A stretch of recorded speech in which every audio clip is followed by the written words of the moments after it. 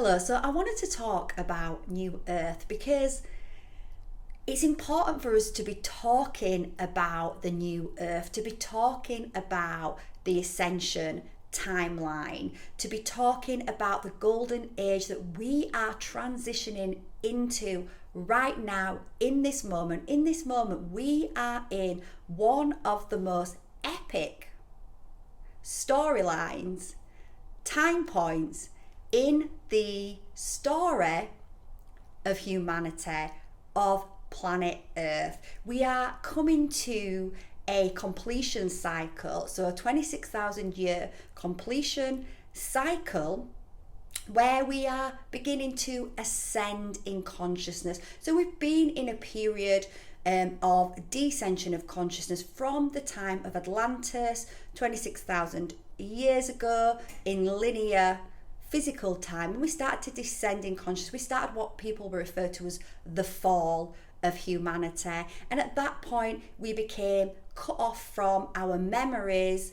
We forgot who we were. We forgot that we were sovereign beings. We forgot that we were connected to God source consciousness. We forgot the God self within us. We forgot that we were part of a unified field of one, that we were one, and that we were all connected and everything was connected. And we all opted in, if we're here now, we opted in to experience the fall of consciousness in order to experience, because if you think about the fact that we are eternal, we are forever. There is no end. There is only spirals of experience.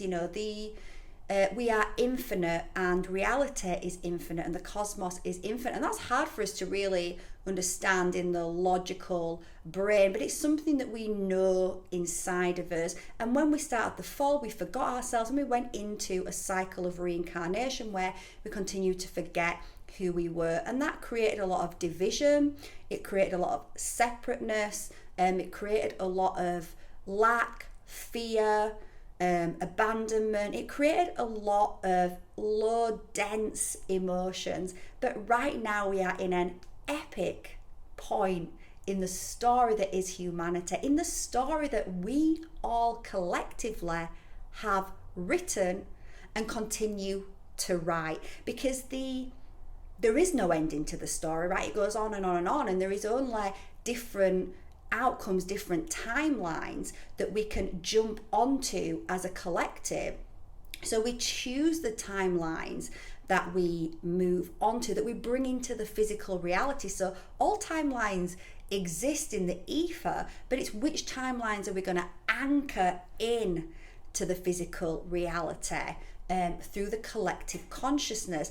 And right now, excitingly, in this epic point that we are in the story that we both write and play a part in and experience, is the point of ascension, is an ascension timeline. We have collectively, with our collective thoughts, visualizations, actions that we have been taken, we are collectively calling in the ascension timeline.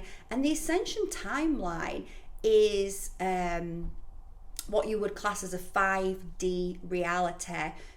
So it exists right now, and that timeline is our probable timeline. And as we talk about New Earth, as we imagine what New Earth will be, we start to anchor that into the physical, and we start to bring it into form quicker.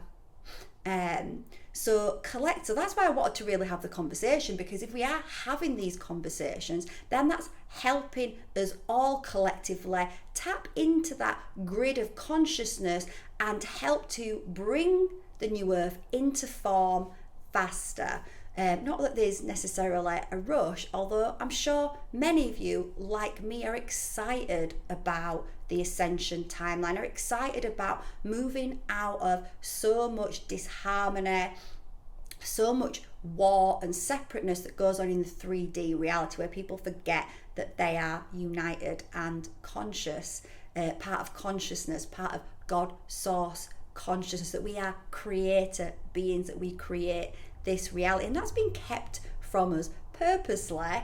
But like I say, we are now remembering, those memories are coming back to us. We are being activated. Our DNA that has been laying dormant for a long time. You know, you'll hear science talk about 90% of our DNA as being junk DNA. Well, our DNA is not junk DNA. It holds all of our memories. It holds creation within it, and we can tap into that as we start to raise our consciousness and wake up. We can tap into those memories, and we can start to activate that within, and we start to put ourselves back online, and we become even more powerful at bringing in this timeless. So what does New Earth look like?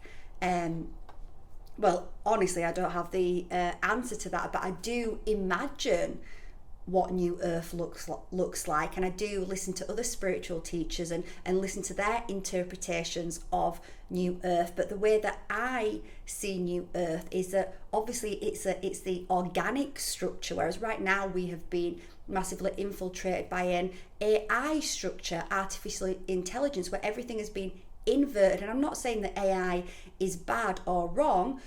Obviously technology can help us advance organically as a humanity, as a race. So I'm not saying that all AI is bad. However, in this inverted matrix that we have been living in, which we are transitioning out of, which they're really trying to stop us from doing that by creating more war, more negative energy. But it's too late for that, because there's too many of us already seeing, feeling and experiencing New Earth right now, bringing it into our own realities and helping to anchor that in for humanity. So AI is not bad or wrong, but when it's got the wrong intention, which it has been, then it creates distortion, it creates separateness, it creates fear, and it's almost been a way of trying to take over our consciousness to move us in a certain direction. But the soul is back, baby, and the soul is making a resurgence right now in each and every one of us,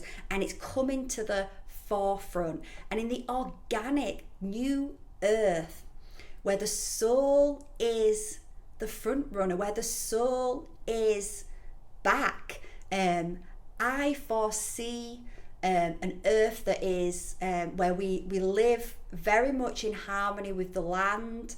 There's lots of nature around us. Nature it's something that we work with for medicine, for healing, for pleasure, and so we've got earth everywhere. We don't have fake grass, we don't have fake plants. Our medicine comes from nature. People pursue their pleasures, so people don't have to go to work and work like slaves 9 till 5 in a job that they absolutely hate just to be able to survive, where families are taken away, parents are taken away from their kids for the majority of their time. Think about this: the most important time for a child, for anyone, is your years as a child. Between 0 and 7, you are so impressionable, and it's such an important time for children. And at that time, this control system that wants to keep us down takes parents away from their children and puts children in the care of other people, so that the majority of a child's life is actually somebody else bringing up that child. So in this New Earth, we can pursue our passions, we can contribute to the community in a way that through something that we love. So there's people out there that absolutely love to grow food and garden. And can you imagine growing food and garden if it's organic, it's fresh, it gives life and health and makes someone full of energy and healthy and happy? Then creating that food to share with the community would be something that they enjoy doing. People that build houses, think about the houses that are built now. Humanity, the humans on this planet, are so creative that they can build houses. But these houses that we build nowadays, I would say they are soulless.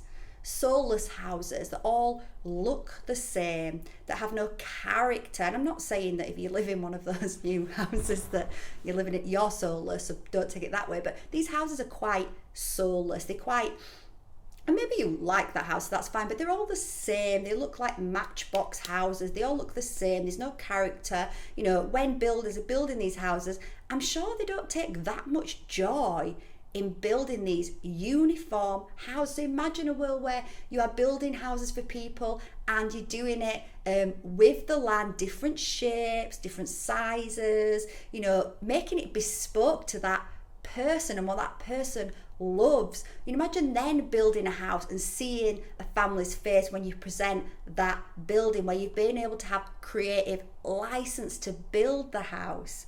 Imagine being someone that absolutely loves to write poetry or write songs, and then writing that and sharing that with people as well. So I imagine the new earth where we don't need to work 9 to 5 to make money just to be able to survive, because we all contribute to the community and we all can pursue our passions. So in the new earth, we understand, because we are connected to God's source consciousness, we understand that we are both individual pieces of consciousness expressing our own unique energetic signature on the planet, but we are also unified.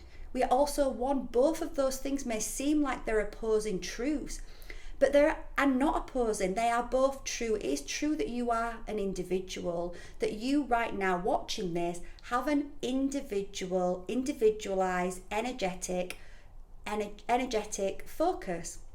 And you are collecting experiences and memories from that individual perspective, and you are expressing your own uniqueness. But also the truth is that you also come from the unified field of consciousness where everything is one.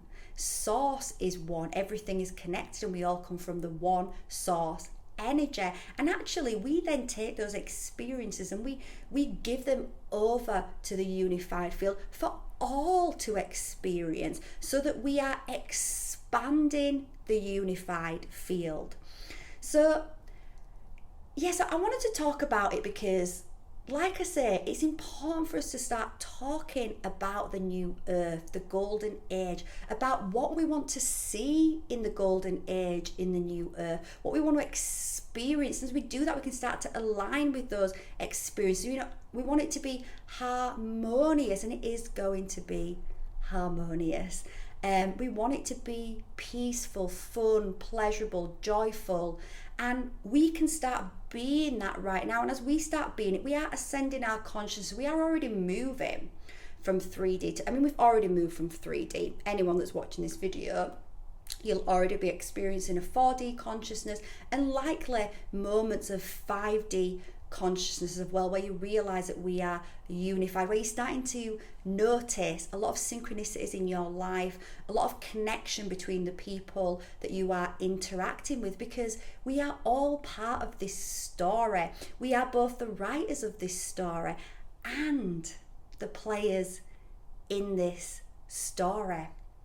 So yes, I just wanted to have a little conversation about that and say, you know, let's start talking about it. You know, let's bring the soul back into everyday life, everyday interactions, because when we do that, our consciousness raises naturally, organically, and we start to bring in that reality. We start to bring it into form quicker.